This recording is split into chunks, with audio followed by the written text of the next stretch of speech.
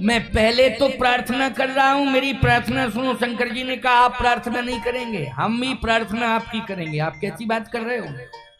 तो फिर मेरी आज्ञा अगर स्वामी मान रहे हो तो मेरे आदेश का पालन करो। क्या? जाहि विवाह शैलज यह मोहि मांगे देव। जाय विवाह शैलज, आपको शैलपुत्री के साथ विवाह करना है। प्रथम शैलपुत्री, द्वितीय ब्रह्मचारिणी। तो प्रथम शैलपुत्री के साथ विवाह करना है, हिमांचल की पुत्री के साथ विवाह करना है। अगर आप मुझे स्वामी मानते हो तो मेरी आज्ञा है। अच्छा एक बात बताओ, 9 दुर्गों में पूजा होती है 9 देवियों की, तो पहली कौन सी देवी है? बोलो भाई। प्रथम शैल पुत्री, द्वितीय ब्रह्मचारिणी, प्रथम शैल पुत्री, हिमांचल की पुत्री शैल पुत्री। इसलिए आपको विवाह करना पड़ेगा उनके साथ। भगवान शंकर ने कहा वैसे मेरी इच्छा तो नहीं है, लेकिन अगर आप कह रहे हो तो आपकी आज्ञा को मैं टाल नहीं सकता हूं। लेकिन क्या? विवाह का इंतजाम सब आपको ही करना पड़ेगा पूरा। हमारे पास तो इंतजाम करने वाले भी नहीं है, भूत ही प्रेत पिशाच हैं हमारे आसपास जो रहते हैं। और तो हम किसी से कुछ कह नहीं सकते, हमारे पास जो रहते हैं भूत प्रेत पिशाच हैं, यही रहते हैं। इसलिए विवाह में आप ही को सब इंतजाम करना पड़ेगा, तो हम करने को तैयार हैं, वरना इस चक्कर में मत पाड़ो मुझे। भगवान ने कहा विवाह का इंतजाम मैं करूंगा पूरा, आप चिंता मत करो। पूरा सिस्टम में जमाऊंगा, बाराती भी मैं तैयार करूंगा, जितनी भी व्यवस्थाएं आवश्यक होती हैं विवाह में वो सारी पूरी करूंगा, आवश्यकताओं की पूर्ति करूंगा, चिंता करने की कोई जरूरत नहीं। कहे ठीक है, तो अब आप कह रहे हो तो हम तैयार हैं। विवाह की तैयारी की गई। भगवान ने देवताओं से कहा कि आप बाराती बन के जाएंगे। इंद्र से कहा आपके नेतृत्व में बारात जाएगी। तो जितने भी बाराती होंगे वो सब देवता होंगे। आप देवताओं से कह दीजिए कि तैयार रहें, हिमांचल जी के यहाँ बारात जाएगी कैलाश से हिमालय पर। तो सभी जो है बाराती बन करके जाएंगे। अच्छा भगवान की आज्ञा हो जाएगी तो इंद्र क्या ये कह सकता है कि नहीं हम तैयार नहीं हैं? इंद्र ने कहा कि आपकी आज्ञा श्रोधारी, सभी देवता जाएंगे बारात में बाराती बनके। मैं आपसे एक बात पूछना चाहता हूं, 33 करोड़ देवता हैं और सब अपने अपने प्रभाव में अस्तित्व में हैं। ऐसी बारात किसी की गई होगी जिसमें देवता इतने पूरे देवता बाराती बन के गए हों? बोलो भाई, पूरे देवता बाराती बन के गए हों। ऐसी एक फर्स्ट बारात है केवल एक भगवान शंकर की। पहली बारात है एक भगवान शिव की, जिसमें संपूर्ण देवता बाराती बन के गए। भगवान राम के विवाह में तो जनकपुर में ही देवता दर्शन करने के लिए गए हैं। बाराती तो जनकपुर के लोग थे, बोलो थे कि नहीं? भगवान राम के विवाह में बाराती देवता नहीं थे। कौन थे जल्दी बोलो? सब अवधपुर वासी थे, सब अयोध्या वासी थे जो बाराती बन के गए थे। लेकिन शिव जी के विवाह में बाराती बन के कौन गए हैं? देवता गए हैं। भगवान राम के विवाह में देवता आए तो हैं, लेकिन दर्शन करने आए हैं। क्या करने आए हैं? दर्शन करने आए हैं मिथिला में।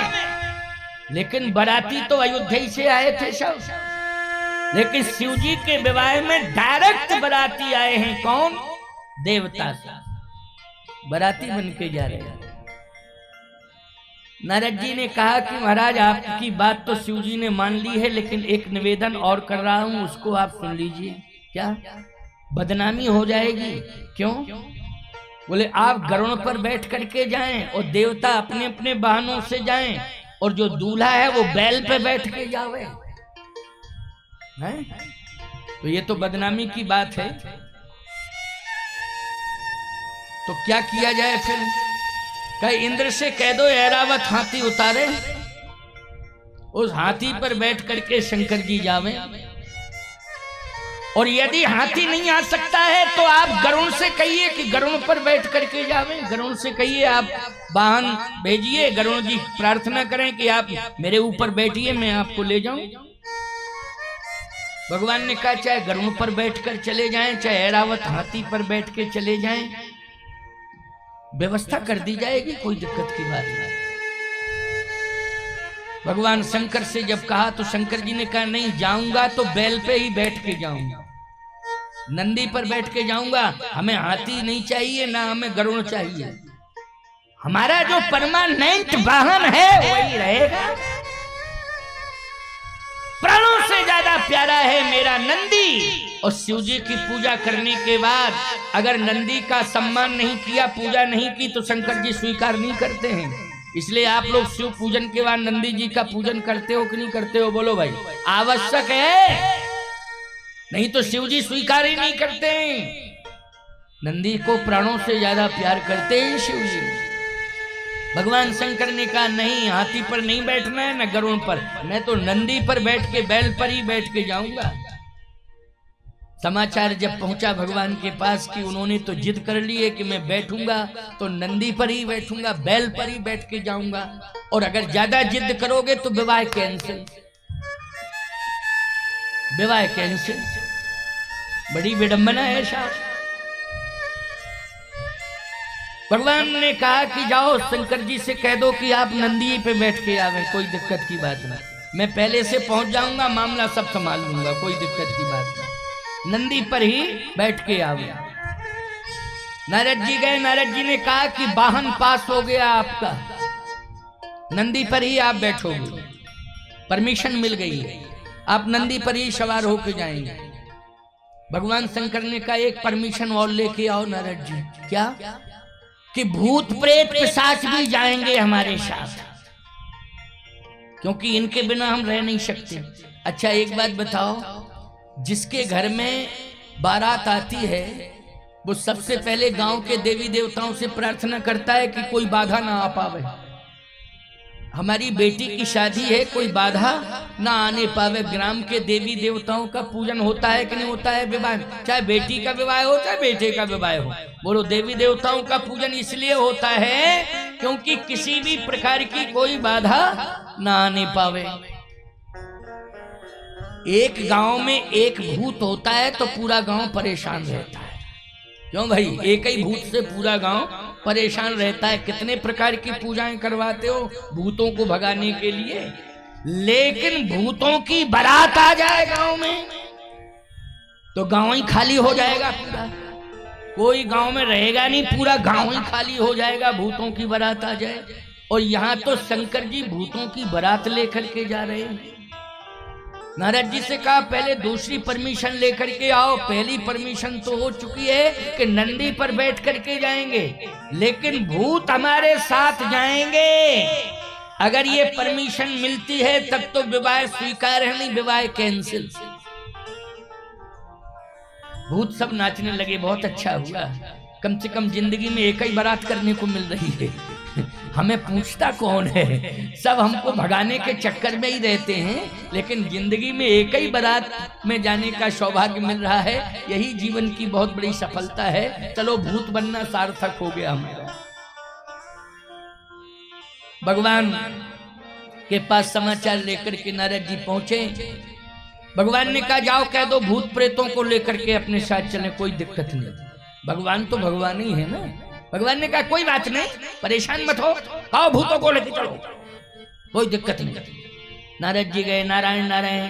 शंकर जी ने कहा क्यों परमिशन मिली? बोले खुल के परमिशन मिल गई, आप स्वतंत्र हो, जितने भूत हो और इकट्ठे कर लो, जितने मरघटों पर रहते हो भूत उन सबको और निमंत्रण दे दो। भाई मरघट के पास में ज्यादा भूत रहते हैं कि नहीं? बोले बुला लो सबको, सारे के सारे भूत इकट्ठे होकर के चले, कोई दिक्कत नहीं। भूत ही भूत इकट्ठे हो गए। भगवान शंकर से कहा नारद जी ने कि श्रृंगार तो कर लो, आज कम से कम श्रृंगार कर लो। तो श्रृंगार में क्या? बोले आभूषण हम बैकुंठ से ला रहे हैं और बढ़िया आभूषण लाएंगे, बाद में वापस कर देना, कोई बात नहीं, लेकिन बैकुंठ में वैकुंठाधिपति के आभूषण हैं, बढ़िया माला है, बढ़िया कुंडल है, बहुत सुंदर हार है, अभी लाता हूं। शंकर जी ने कहा हम मांगते मांगते नहीं है किसी से, और हमारा जो परमानेंट आभूषण है वही रहेगा, उसी से श्रृंगार होगा। तो नारद जी ने कहा आपका आभूषण कौन है, कहाँ है, कैसे है? तो तुरंत इशारा किया, एक नाग निकल के आया है, बोले तुम जटाओं में बैठ जाओ। तो नाग मणिहारा वाला आया, सीधा जटाओं के ऊपर बैठ गया, लपिट गया जटाओं में, ऊपर बैठ गया।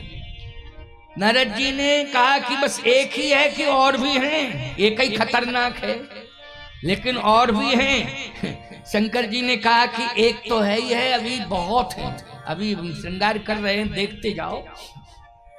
नारद जी ने कहा जिसके सिर पर काल बैठ गया हो, क्यों भाई, और जिसके साथ विवाह हो रहा हो वो ये देखे कि काल परमानेंट बैठा है, क्यों भाई? वो बेटी विवाह करेगी कि काल परमानेंट ही डटा है खोपड़ी के ऊपर, तो वो बेटी स्वीकार करेगी। ये बड़ी विडंबना है, ये विवाह हो पाएगा कि नहीं हो पाएगा भाई? और तो सब ठीक है कि नगन अमंगल भेष, अस स्वामी यही कहा मिले, परी हस्त अस रेख, लेकिन ये नहीं जानते थे नारद जी, बोले हम के सांप ही बैठ जाएगा खोपड़ी पे, और बढ़िया सांप अच्छा पद्म वाला बैठा है। नारद जी ने कहा कि ये सिर पर क्यों बिठा ले हो? सर्प को कहीं सिर पर बिठाला जाता है? भगवान शंकर ने कहा मणि वाला सांप है, मान लीजिए लाइट अगर डिस्टर्ब हुई तो कम से कम हमारी लाइट तो काम करेगी, क्यों भाई? लाइट का क्या ठिकाना है कब चली जाए, लेकिन हमारी लाइट परमानेंट है, ये काम तो करेगी। हमें अपनी लाइट पर विश्वास है, आंधी पानी तूफान कुछ भी आवे, लेकिन मणि बुझने वाली नहीं है, मणि प्रभावित नहीं हो सकती है, इसलिए हमारे प्रकाश की व्यवस्था है। तुम्हें काल दिखाई दे रहा है नारद जी, ये मेरे प्रकाश की व्यवस्था है, मेरे पास काल कैसे आ सकता है नारद? मैं महाकाल हूं। फिर ये है क्या? बोले ये मणि वाला सांप सिर पर बैठा है, ये प्रकाश का आइटम है, प्रकाश की व्यवस्था है। नारद जी ने कहा धन्य है आपकी महिमा। कहा तो एक काम करिए, एक सुंदर हार जो है पहन लीजिए, पतले पतले 2 4 5 सांप बुलाए, इधर आओ इधर आओ इधर आओ इधर आओ। इशारा किया तो सर्प चले आए, और 5 सर्पों की माला एक साथ बना के पहनी। कहे थोड़ा सा उभरे हुए आइटम दिखाई देवे माला में तो ठीक रहता है। तो जितनी खोपड़ियां पड़ी थी स्मशान पर, भूतों से कहा माला बना के लाओ, पहना दो। खोपड़ियां इकट्ठी की गई, और सब खोपड़ियों को इकट्ठा करके भूतों ने किया अच्छा, भूत तो खोपड़ियां इकट्ठी करने में माहिर हैं कि नहीं? क्यों भाई? ये तो इकट्ठा ही करते रहते, उन्हें पता ही रहता कौन खोपड़ी कहाँ पड़ी है, क्योंकि जो भूत बनता है याद रखना, उसको ये पता रहता है कि खोपड़ियां कहाँ पड़ी। एक बार शंकर जी ने कहा भूतों से कि खोपड़ियां लाओ, तो भूत खोपड़ियां लाए। अच्छा माला बनाओ, माला बनाई, लेकिन और खोपड़ियां तो ठीक थी, एक ऐसी विचित्र खोपड़ी थी कि दोनों ऊपर और नीचे के दांत घिसे हुए थे। शंकर जी ने कहा कि ये खोपड़ी कैसी लाया तू, इसके दांत क्लियर नहीं है, इसके दांत किसने तोड़ दिए? कहे किसी ने तोड़े नहीं दांत, फिर ये जिंदगी भर ससुराल में रहा है और ससुराल में खाया है, वहीं मरा है। अरे तो इससे क्या लेना देना? बोले इससे ये लेना देना है कि इसके दोनों दांत घिस गए ऊपर नीचे के। तो शंकर जी ने कहा ससुराल वाले, जो ससुराल में रहता है जिंदगी में, उसके दांत ऊपर नीचे के क्यों घिस जाते हैं? का बात यह है कि ससुराल में पत्नी के साथ रहता है, तो पत्नी ने कुछ काम ऐसा किया बिगड़ गया तो नाराजी हो सकता है, और तो कुछ कर नहीं सकता। तो नाराजी में शब्द नहीं कह सकता, केवल दांत ही मलता है, घिसता है ऐसे। क्योंकि बगल में चाचा ताऊ दादा सब खड़े हैं, बोलो भाई, तो दांत ही घिसता रहता है, और दांत घिसते घिसते घिसते घिसते मर जाता है, तो दोनों ऊपर नीचे के दांत जो है साफ हो जाते हैं। शंकर जी ने कहा अच्छा है, देखो भाई कोई ससुराल में रहता हो बुरा मत मानना हमारी बात का, कि महाराज जी ऐसी बात कैसे कह दिए हैं। देखो भाई मैं बात ये कह रहा हूँ, वैसे तो तुम लोग रह रहे हो, सम्मान मिलता ही है, सम्मान में कहीं कोई दिक्कत वाली बात नहीं है, लेकिन कभी कभी ऐसी कंडीशन किसी किसी के साथ हो जाती है, तो किसी किसी में तुम लोग थोड़ी आते हो, ऐसी कोई बात नहीं है, किसी किसी के साथ ये घटना घटती है, सबके साथ नहीं घटती है। तो आइए सुनिए हमारी बात को। मुंडों की माला पहन ली है, अनेक सर्पों को शरीर में लपेट लिया है, कुंडल भी छोटे छोटे सर्पों के बना लिए हैं, पूरा श्रृंगार सर्पों से किया है।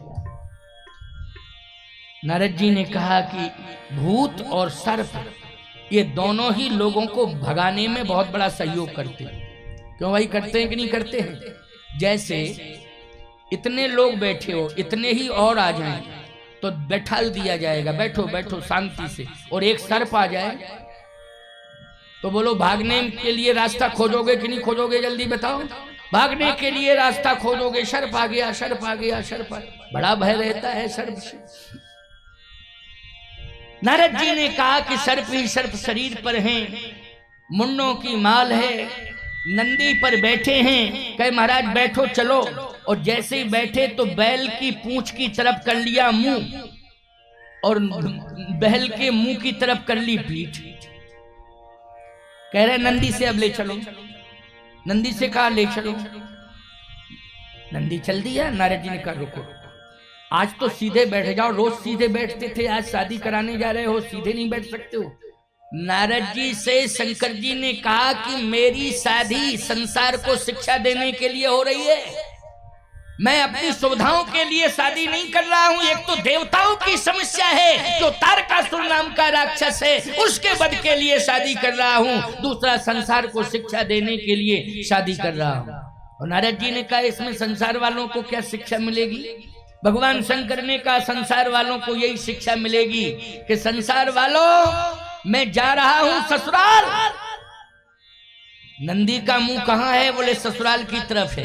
नंदी की पूंछ कहाँ है? नंदी की पूंछ है कैलाश की तरफ, कैलाश मेरा घर द्वार है, और जा रहा हूं ससुराल। लेकिन नंदी की पूंछ की तरफ मुंह करके मैं इसलिए बैठा हूं कि दुनिया ससुराल जाती है तो घर द्वार भूल जाती है। मैं शिक्षा देता हूं कि जा रहा हूं ससुराल, लेकिन देख रहा हूं अपना घर द्वार। ससुराल के पीछे हम घर द्वार छोड़ने वाले नहीं हैं। तुलसीदास जी ने कहा ससुराल प्यार लगी जब ते रिपरूप कुटुंब भये तब ते। इसलिए जीवन में हमें अपने माता पिता को कभी भूलना नहीं चाहिए, हमें जीवन में अपने ग्राम देवताओं को कभी भूलना नहीं चाहिए, हमें जीवन में अपने ग्राम की मिट्टी से सदा प्रेम करना चाहिए, ये हमारा परम धर्म कहता है। इसलिए हमारी जन्मभूमि हमको प्राणों से ज्यादा प्रिय होनी चाहिए। तो आज उदाहरण केवल मैं आप तक सीमित नहीं रख रहा हूँ, रामायण का उदाहरण दे रहा हूँ। भगवान राम भले ही वन में रहे, लेकिन जब जब याद आती थी जन्मभूमि की तो रोने लगते थे। जब जब राम अवध सुधी करही, और तब तब बार बिलोचन भरही। जब जब भगवान को अयोध्या की याद आती थी तो भगवान की आंखों में आंसू आ जाते थे, भगवान रोने लगते थे। मेरी जन्मभूमि, मेरी अयोध्या, मेरी सरयू बार बार याद करते थे।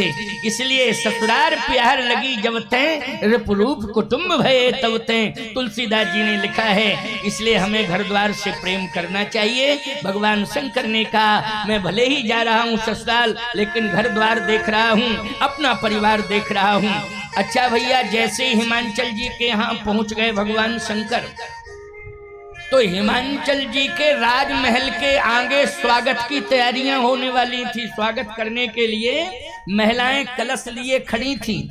मैना जी, पार्वती जी की माँ मैना जी सुंदर थाल सजाए, आरती, सुंदर माला, दिव्य चंदन, ये सब कुछ रखा है थाली में कि दामाद आएगा तो मैं चंदन लगाऊंगी, आरती करूंगी, सुंदर माला पहनाऊंगी, स्वागत करूंगी। ये इंतजाम किए हैं मैना जी। अनेक महिलाएं हैं, मंगल कलश लिए सब खड़ी हैं। स्वागत होने के लिए समय आ गया, स्वागत वाला, स्वागत के लिए सब तैयार हैं। लेकिन भगवान शंकर से नारद जी ने कहा कि अब थोड़ी देर के लिए श्रृंगार को रख दो। श्रृंगार मानी सर्प, इनको रख दो, ये जहरीले हैं। आप इनके मर्म को आप जानते हो, ये आपसे प्रेम करते हैं, ये सत्य है। लेकिन कम से कम इतना तो ध्यान रखे, जहां हजारों स्वागत करने के लिए महिलाएं खड़ी हैं मंगल कलश लिए, वहां जाकर के इन सर्पों को देख के संतुलन न बिगड़ जाए, इसलिए थोड़ी देर के लिए इनको अलग कर दिया जाए। भगवान शंकर ने कहा ये मेरा सिद्धांत नहीं है, मैं जिसको एक बार स्वीकार कर लेता हूं अपने से दूर करता ही नहीं, और जिसको अपने आप हमसे दूर होना हो जाए, मैं दूर नहीं करता हूं किसी को। नारद जी ने कहा ठीक है, तो आपकी इच्छा। और यही हुआ, जैसे ही भगवान शंकर पहुंचे तो वो जो मणि वाला सर्प था ना, उसने भीड़ देख करके अपना फन फुलाया, और जैसे ही फन को घुमाया वैसे ही मंगल कलश लिए जितनी महिलाएं खड़ी थीं वो सब कलश नीचे गिरा दी और भागी प्राण बचा के। सांप के कलश नीचे आ गए, प्राण बचा के सब भागी। मैना जी के हाथ से आरती की थाली गिर पड़ी नीचे, आरती की थाली हाथों से नीचे गिर पड़ी। जितनी पूजन की सामग्री थी वो सारी की सारी सामग्री जो है नीचे पड़ी हुई है। मैना जी ने दौड़ लगाई और पार्वती को गोद में ले लिया। पार्वती जी ने कहा क्या बात है, क्या बात है? बेटी बात यह है, अब मैं तुझे लेकर के पहाड़ के ऊपर जा रही हूं। क्यों, क्या बात है? बोले बस वहीं से लेकर के तुझे गिरूंगी और तेरे साथ में मरूंगी। जीवित जब तक रहूंगी तब तक मैं तेरा विवाह नहीं करूंगी, और इसके साथ तो करूंगी ही नहीं।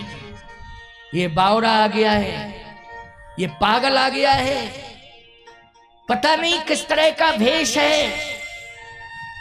बेटी मैं कभी विवाह नहीं करूंगी इसके साथ तेरा। तूने इसी को वरण करने के लिए तपस्या की है क्या? इसी के साथ विवाह करना चाहती है? पार्वती जी ने कहा मां आप समझ नहीं रही हो, ये सर्प आपको दिखाई दे रहे हैं, इसका मतलब क्या है? काल का प्रतीक है ना सर्प, ये महाकाल है। संसार में काल को कोई अपने बस में नहीं कर पाया है, लेकिन जिन महादेव का वरण मैं करना चाहती हूं उन्होंने काल को भी बस में कर लिया है, इसलिए वो महाकाल हैं। तुम्हें सोचने की जरूरत नहीं है, चिंता करने की जरूरत नहीं है, महाकाल है, काल इनके बस में है। मैना जी ने कहा कि बैल पर बैठा है। कहे बैल? बैल नहीं है मां, वो धर्म है, धर्म पर आरूढ़ है। देखने वालों को लगता है कि वो बैल है। अच्छा ईमानदारी से बताओ बैल किसका प्रतीक है? जल्दी बोलो, धर्म का प्रतीक है कि नहीं? बोलो है धर्म का प्रतीक कि नहीं? वो बैल नहीं है, वो धर्म का प्रतीक है। नंदेश्वर भगवान बैठे हुए हैं, उनको बैल मत समझना। जैसे ही महादेव जी का दर्शन करना तो नंदेश्वर भगवान को धर्म के रूप में देखना कि साक्षात धर्म बैठा हुआ है भगवान शिव के समीप में, इसलिए धर्म का स्वरूप है। आप बैल समझ रही हो?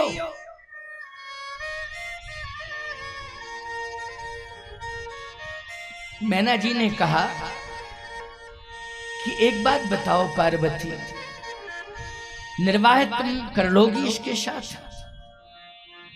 सर्पों के बीच में, भूतों के बीच में तुम्हारा निर्वाह होगा?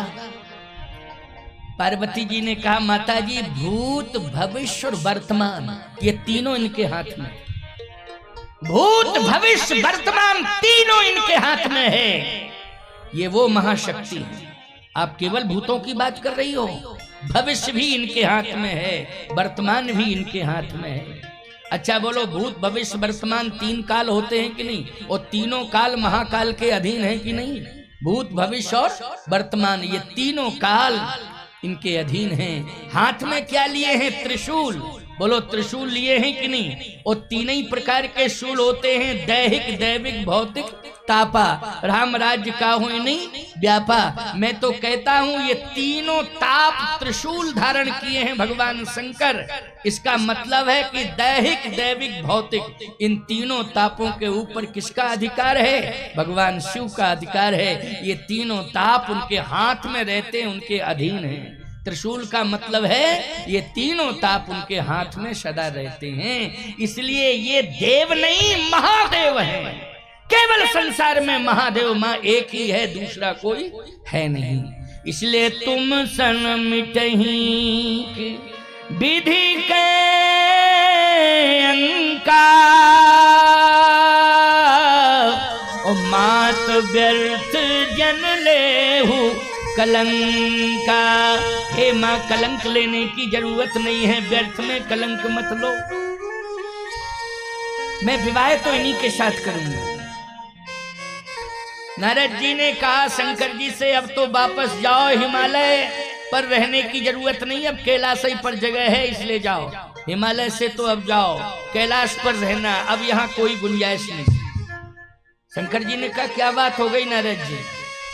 नारद जी ने कहा बात ये हो गई कि आपका अपमान हो गया, अब यहाँ रह के क्या करोगे? अपमान हो गया, अब यहाँ रहने की जरूरत नहीं है, अब तो कैलाश पर्वत पर जाओ। शंकर जी ने कहा अपमान हुआ ही नहीं है।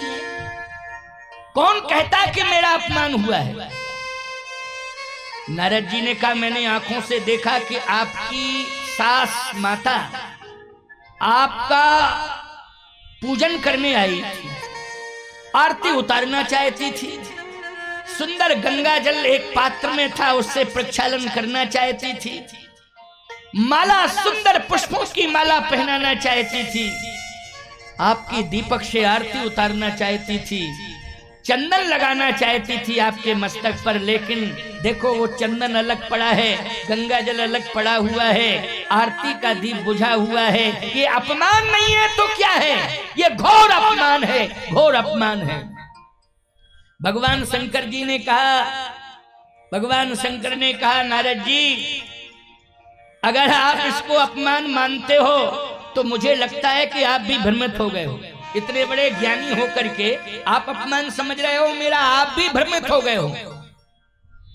नारद जी ने कहा क्यों, ये अपमान नहीं है तो क्या है?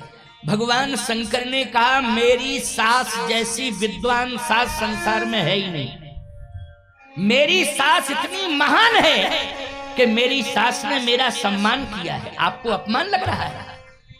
नारद जी ने कहा सिद्ध करो कैसे सम्मान हुआ है, सिद्ध करो। शंकर जी ने कहा कि मेरी सास मेरी आरती उतारने के लिए आई थी ना। हाँ, क्या लिए थी थाल में? कहा दीपक।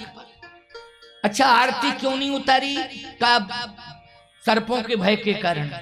नहीं नहीं नहीं, सर्पों के भय के कारण नहीं। फिर मेरी सास ने मेरी महिमा देखी क्या, कि मेरे दामाद के मस्तक पर साक्षात चंद्रमा बैठा हुआ है, और चंद्रमा जिसके मस्तक पर विराजमान रहता हो सदा, याद रखना उसको दीपक दिखा करके अपमानित करना। क्यों भाई दीपक दिखा करके अपमानित करना?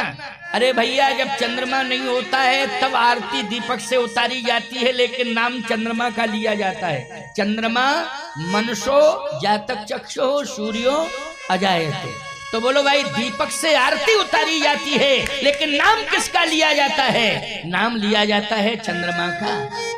मंत्र में चंद्रमा का नाम पहले आता है। तो भगवान शंकर ने कहा मेरी सास जैसे ही आरती उतारने लगी तो देखा कि मेरे दामाद के मस्तक पर पहले से ही चंद्रमा बैठा हुआ है, और चंद्रमा को दीपक दिखाना ये अपमान होगा मेरे दामाद का, इसलिए दीपक को अलग कर दिया। नारद जी ने कहा तो तिलक लगा देती। शंकर जी ने कहा जब मेरे मस्तक पर पहले से ही सुंदर त्रिपुंड लगा हुआ है तो तिलक में क्या तिलक लगाना? इतना सुंदर तिलक पहले से ही देखा मेरी सास ने, इसलिए सोचा तिलक के ऊपर तिलक क्या लगाना। अरे तो भाई गंगा जल था लोटे में, कम से कम प्रक्षालन तो कर लेती। भगवान शंकर ने कहा मेरी सास ने देखा कि मेरे दामाद की जटाओं में गंगा ही विराजमान है, एक लोटा गंगा जल दिखा करके अपमान नहीं करेंगी हम अपने दामाद का, इसलिए गंगा जल को अलग कर दिया। अच्छा बोलो भाई, अपमान में सम्मान खोजा कि नहीं खोजा? यह है भगवान शिव की महिमा।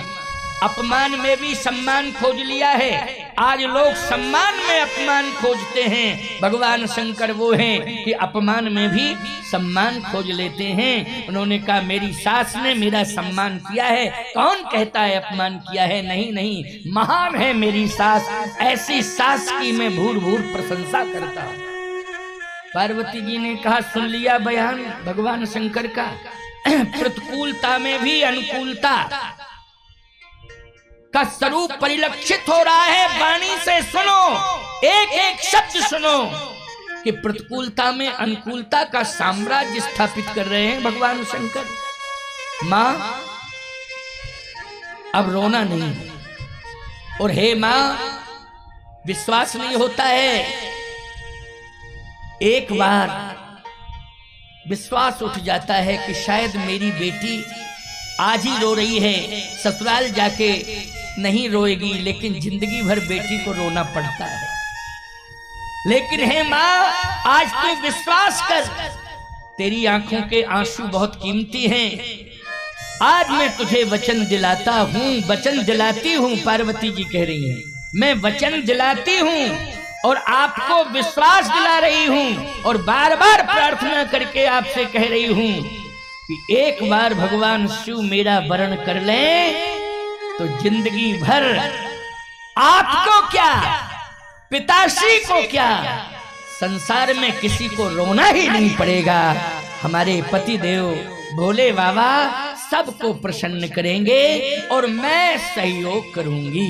इसलिए जो गौरी शंकर भगवान की पूजा करता है उसको रोना नहीं पड़ता है। जो गौरी शंकर भगवान की पूजा करता है उसके आंखों के आंसुओं को स्वयं गौरी शंकर भगवान ही साफ करते हैं, पहुंचते रहते हैं। ऐसी महिमा है गौरी शंकर भगवान की। इसलिए पार्वती जी ने समझाया अपनी मां को और विवाह संपन्न हुआ।